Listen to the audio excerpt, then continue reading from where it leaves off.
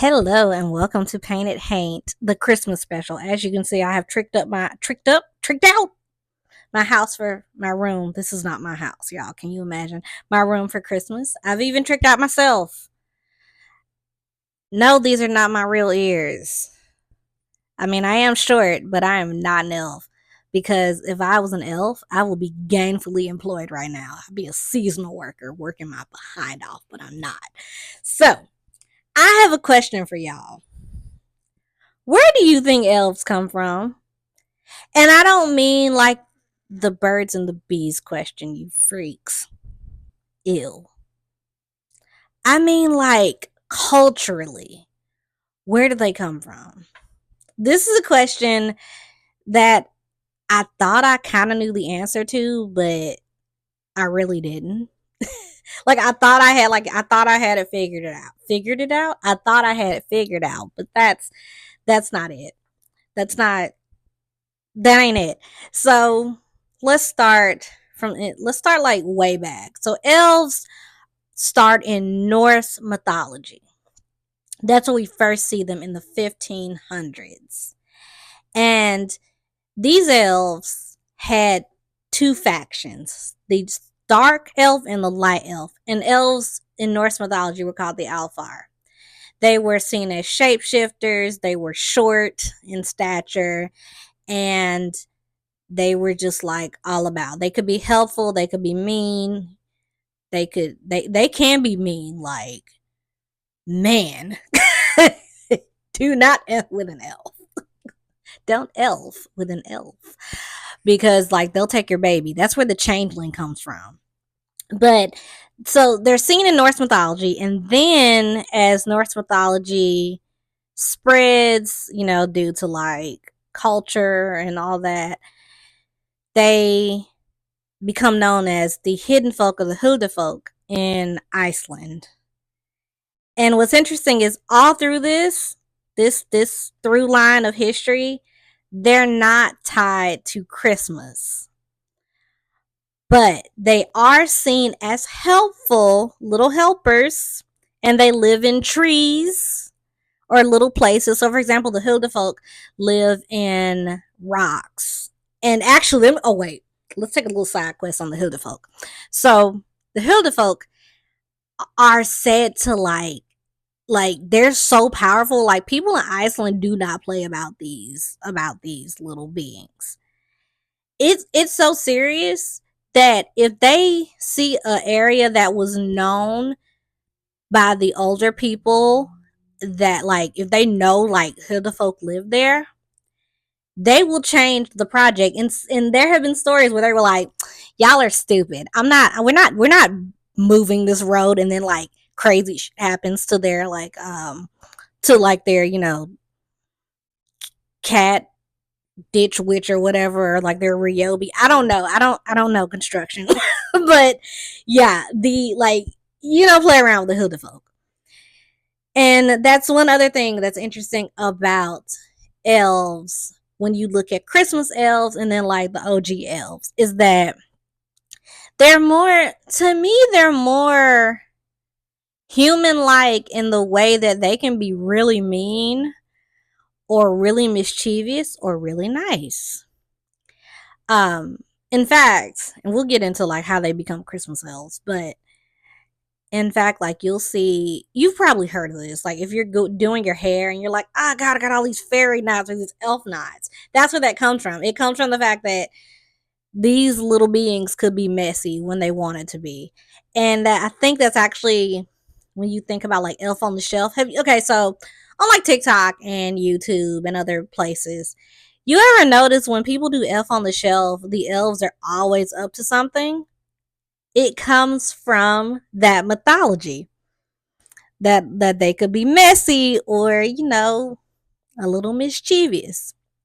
So how do they become Christmas elves? Now, originally, I thought it had to do with immigration and, people coming here with their stories, which is part of it. I truly believe, and I 100% think that's part of it, is like they came here, these people from places like Germany, Iceland, places, where elves were a big thing. or the UK, and they brought incorporated their stories into American folklore. That's part of it. But the other part of it is through the Brothers Grimm with, what is it, the Elf and the Shoemaker? The Elves and the Shoemaker, where the elves helped build shoes for a poor shoemaker. So you have that. You also have "Twas the Night Before Christmas," which incorporates an elf, Santa Claus. He's a jolly old elf. So that's the other part of it. Then you have a sort of trickle down effect. So it's always with, my belief is, it's always with media, books, magazines. So there were two magazines that I read about when I did my research on elves, and one was Harper's Weekly, which has been around forever and a day, like they're still out. And then you had, here, look at my notes real quick. Wait a minute, where is it? Oh, the so it's Harper's Weekly and the workshop of Gotti's Ladies Book, which depicted the workshop of Santa Claus. So these two publications would show Christmas elves helping building toys. Now here's the tea on that, the historical tea. So when these two stories come out, the Industrial Revolution has just popped off here in the United States. And the Industrial Revolution was about like coin, money, product. Don't care what happens to our workers. So what, I believe it was the Gotti's book magazine, what they did was they like put in this sweet little story about elves and this little illustration. Oh, look at the elves working in their little workshop. And then a few pages later, they're like, this is what's really happening. And they showed, basically, or depicted rather, these people working in these awful conditions to build toys or other products, you know. So that was also a part of it. It was almost like a campaign, so people would be like, yeah, honey, elves build your toys, not those poor Italian immigrants that we keep roasting because they're taking our jobs or whatever. But that is like the other origin of the Christmas elf. So it's a mixture of pop culture, and then it's like a way to nice things up, to make rich people, I would say like rich and like upper middle class people, not feel crappy about the fact that they're buying these toys, and these toys are being made by some poor kid who's like lost a finger, God knows what else, and not having breaks and 12-hour work day. Like, you know what I mean? Like the Industrial Revolution work day, which was like not a work day. But yeah, that's the origin of the American Christmas elf. What I find interesting though is that those these elves as we know them today do hold the same mind not same mindset, but the same um depiction as the elves from before. So they're hidden, like the Hither folk. They're small, like elves across the generations, or across cultures, like especially in Europe. And they're very mischievous. Think about Elf on the Shelf and all the things that people do with Elf on the Shelf.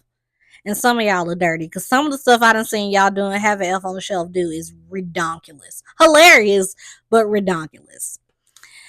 Like, think about that.